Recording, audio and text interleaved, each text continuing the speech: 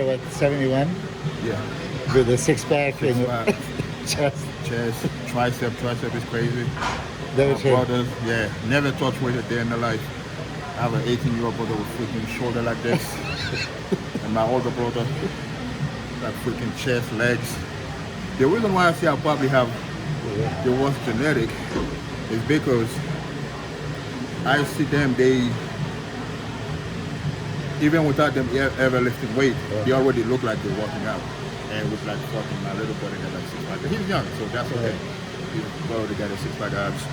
And my brother himself, the reason why I say he would have better genetic probably than all of us, my oldest one, because no matter how big he gets, he stay lean. He could be big as hell and then he still have freaking abs, everything, just chest, everything. But So he has like no weakness in his body and he never even touched weight. Have you ever been fat? Never. No. So this is what I'm saying.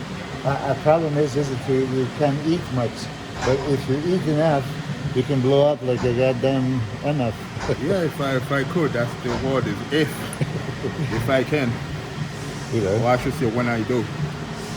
But I have to make it happen. Yeah, you have to make it happen because you're at the verge of breaking at the top there. And I want, I can, I will, I must. This is how it is. The hardest thing for me in the whole career was not training 2 times a day, 6 days a week. It was eating. Training is fun. Yeah, but eating, I forced to feed myself every time. I was going against Ronnie and Nasser and Dorian and Kevin and part of that monsters. I'm small, by structure. To just keep eating, keep eating. Pressure on you to put on the side. Yeah. I was really force feeding, but you stopped training shoulders, and that's because they're too big. Yeah. So officially, I will tell you by the Olympia time, goddamn, blow them up. You want me to get them bigger? Yes, because nobody. You know what it is in life?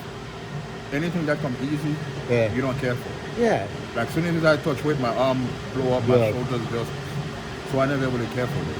I wish I know what that looks like. So just like I'm pretty sure there's a guy out there was like same thing with him with legs. Yeah. So the legs just blow up just for no reason. Yes, but you also mentioned that somebody in your family would be 7 feet tall, right? 7'6". 7'6". Yeah. My God, this is like one of those rare families, huh? Yeah. And also strong, right? They're physically strong. They don't just. I mean, the strongest person I know is my dad. Yeah. Like when he was younger, he's definitely the strongest person I know. Physically strong, my dad was crazy strong, naturally strong. Naturally strong. I can't even think of one person who's not. Maybe my uncle on my mother's side. Yeah. He used to do heavy duty work and he would pick anything up and put. But I think my dad probably still was stronger naturally. Yeah. But my dad was actually built like somebody who's strong. Yeah. But my uncle, he wasn't really built like he was that crazy strong, but he was. Yeah, because you don't really have a big strong joint. See, my goddamn joint. Yeah. So. That's all. Your father was bony or like you? He got small joints, big muscles. Yeah, so it looks even better. Yeah.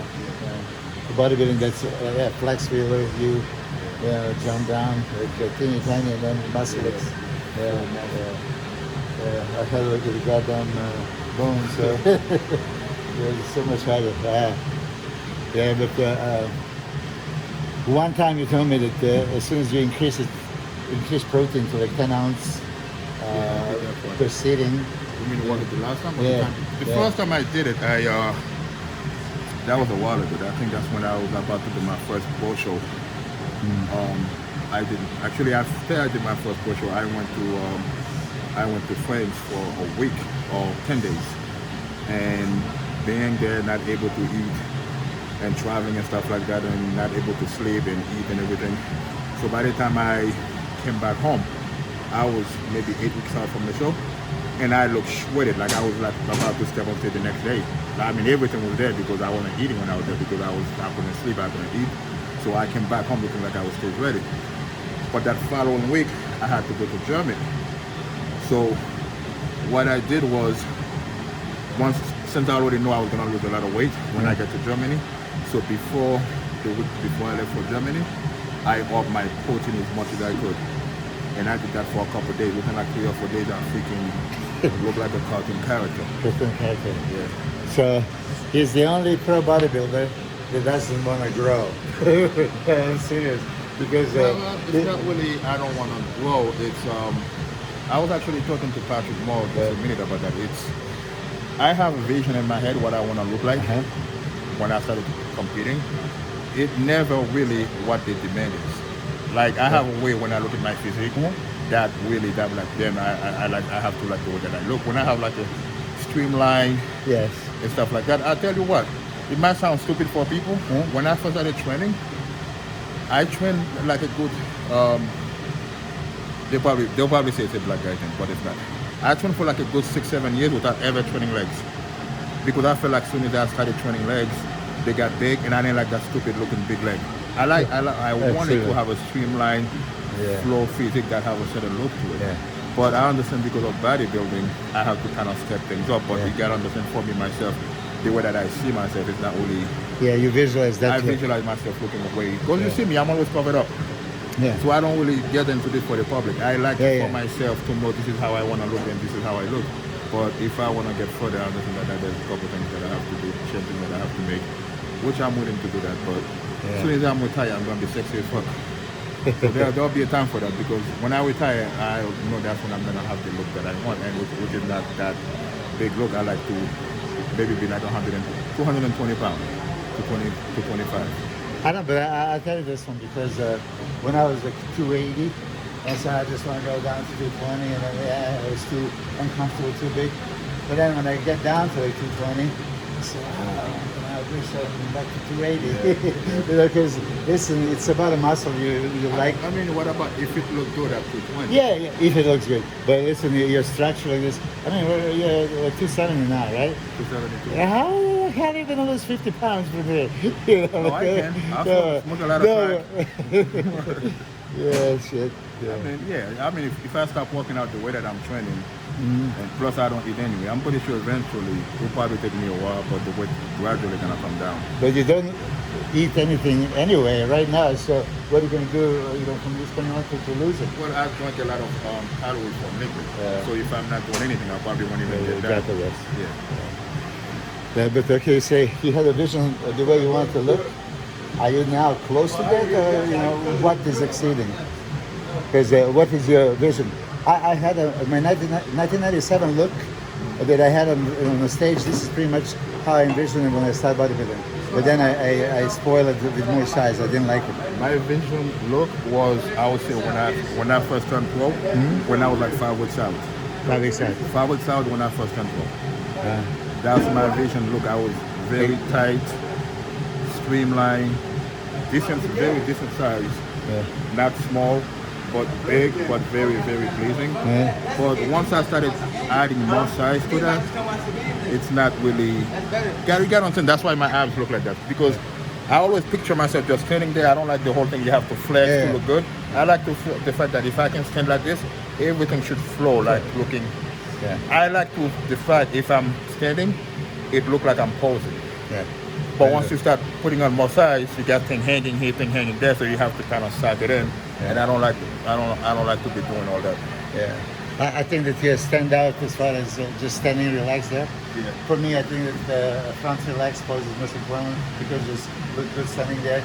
Your shoulders like this, V-taper, chest right, and super deep abs. I mean, for me, you stand out. If you glance at the lineup, you have 1 second. Where do you go? I guarantee you they go to. I hear that a lot. Actually, a lot of people that send me message or come up to me and tell me that you're the only guy that make everybody else look like shit while you're standing up, while everybody else is posing. Which to me is a big compliment because I train and purposely want my body to look a certain way just when I'm standing there. I don't want to be posing, hitting a pose, killing myself just for me to make myself look good. You make it effortlessly. Remember Dynamo Classic? There was a call out, there was the 5 guys there flexing, and then you were on the side. What did you say? You were killing them, not even in the pose, right? Because the conditioning was right there, everything was there.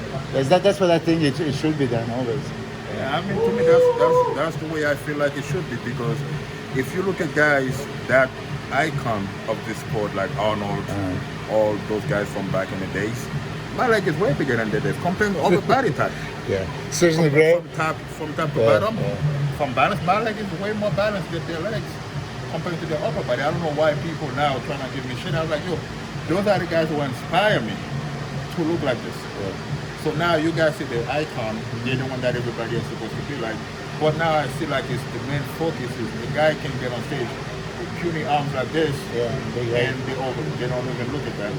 But if your legs or something is not really balanced properly, then it's a big deal. I was like, okay, everything has to be matched the same or Yeah. judged Yeah. the same. If you have like small arms, small shoulder, some flat chest, back, same thing. Everything's supposed to be one.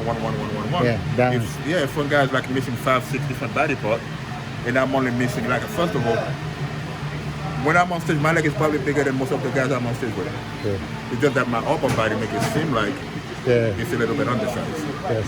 So I've seen it too. Yeah. yeah, Yeah, of course. You see, I had big legs, and as a matter of fact, even my mother, I think she liked aesthetics and all that stuff. At one point, she said, "Oh, your legs are too big, you know, back up."